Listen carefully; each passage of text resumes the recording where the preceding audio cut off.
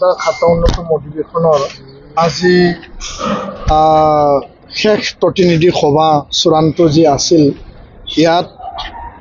নিখিল বড়ো ছাত্ৰ সন্থাৰ 2025 পৰা 27লৈকে এটা নতুন কাৰ্যনিৰ্বাহক কমিটি গঠন কৰা হ'ল আৰু সকলো প্ৰতিনিধি সদস্য বা প্ৰতিনিধিসকলৰ সৰ্বসন্মতিক্ৰমে পুনৰবাৰ মোক দায়িত্ব ন্যস্ত কৰা হৈছে।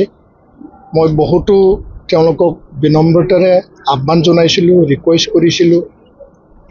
আৰু মই কৈছিলোঁ যে সময়ৰ কাম সময়ত কৰিব লাগে আৰু নতুন নেতৃত্ব নতুন প্ৰজন্মক দায়িত্ব দিব লাগে। তৎসত্ত্বেও প্ৰতিনিধি সভাই চূড়ান্ত সিদ্ধান্ত চূড়ান্ত ৰায়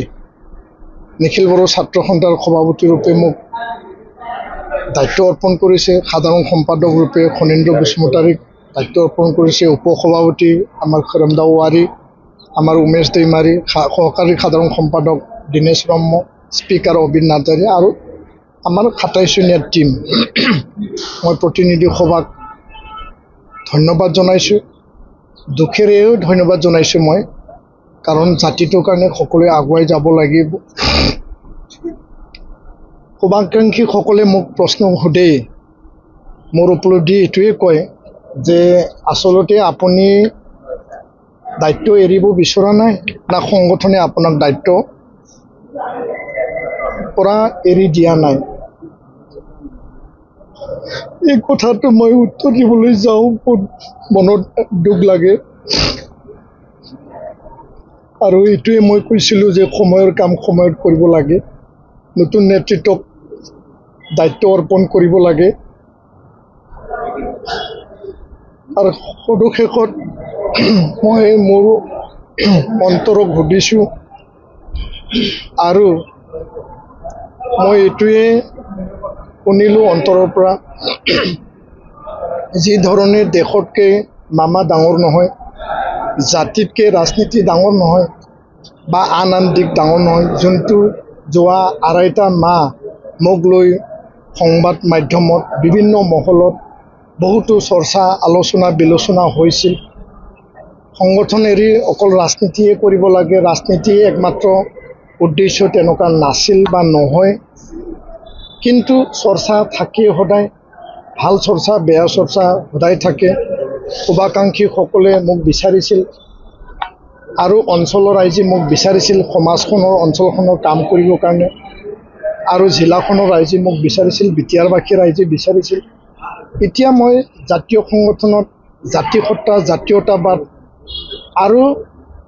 জাতীয় স্বাভিমানক আগুৱাই নি উপেন ব্ৰহ্মৰ যি এটা আদৰ্শ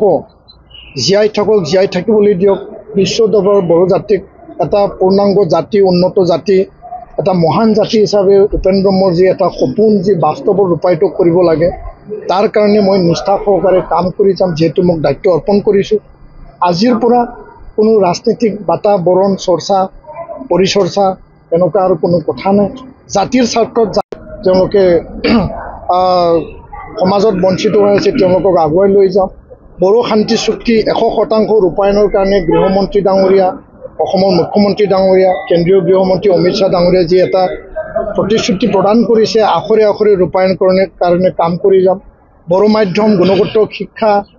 ভাল শিক্ষা, বিদ্যালয় প্ৰাদেশিকৰণৰ হকে যথোপযুক্ত এটা পদক্ষেপ লৈ পেলাই কাম কৰি যাম আৰু নৱপ্ৰজন্মক আগুৱাই নিবৰ কাৰণে ভাল সংস্থাপন মানে তেওঁলোকক কাৰিকৰী আৰু বিজ্ঞানসন্মত এটা পদ্ধতিৰে মানে আগবঢ়াই নিয়াৰ কাৰণে তেওঁলোকক চাকৰি বাকৰি সংস্থাপনৰ যোগেদি সমাজ আৰু জাতিৰ দায়বদ্ধতাৰে কাম কৰি যোৱাৰ কাৰণে মই এতিয়া সংকল্পবদ্ধ হিচাপে কাম কৰি যাম আৰু আজিৰ পৰা নতুন কাৰ্যনিৰ্বাহক কমিটিয়ে পূৰ্ণ দমে জাতি আৰু জাতি সেৱাৰ ক্ষেত্ৰত আমি কাম কৰি যাম। এতিয়াৰ পৰাই নিখিল বড়ো ছাত্ৰ সন্থাৰ প্ৰতিটো সদস্যই এতিয়া ট্ৰেইনিং ল'ব লাগিব। আমি কেম্প বিশেষ এটা আমি কেম্প আয়োজন কৰিম, বড়োফা কেম্প নামেৰে, 2দিনীয়া 3দিনীয়া 5দিনীয়া 7দিনীয়া ট্ৰেইনিং, তেওঁলোকৰ সুস্বাস্থ্য, বিহেভিয়াৰ, গুড বিহেভিয়াৰ আৰু সংগঠন আৰু ডিচিপ্লিনটো মানি চলিব লাগিব, উপেন ব্ৰহ্মৰ আদৰ্শ প্ৰিন্সিপাল আইডিঅলজি মানি চলিব লাগিব। লগতে তেওঁলোকক স্বাস্থ্য, ভাল স্বাস্থ্য থাকিলে সমাজৰ প্ৰতি কাম কৰিব পাৰিব তেওঁলোকৰ বডি মাছ ইণ্ডেক্সৰ কথা আহিছে আলোচনাত যোগা ব্যায়াম মাৰ্চিয়েল আৰ্টছ বিভিন্ন যিবিলাক NCCয়ে ট্ৰেইনিং কৰে ঠিক একেধৰণে আমাৰ সমাজৰ প্ৰতি সেৱা কৰিবৰ কাৰণে তেওঁলোকৰ ট্ৰেইনিঙৰ ব্যৱস্থা আমি কৰিম আৰু বিভিন্ন কাৰ্যসূচী আমি হাতত ল'ম নতুন এটা উদ্যমৰে নতুন এটা চিন্তাৰে নতুন এটা জাতিটো আগুৱাই নিয়াৰ ক্ষেত্ৰত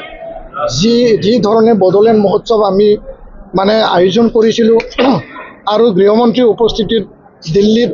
আমি বডোফা উপেন্দ্ৰনাথ ব্ৰহ্মক ৰাষ্ট্ৰীয় দৰবাৰত আমি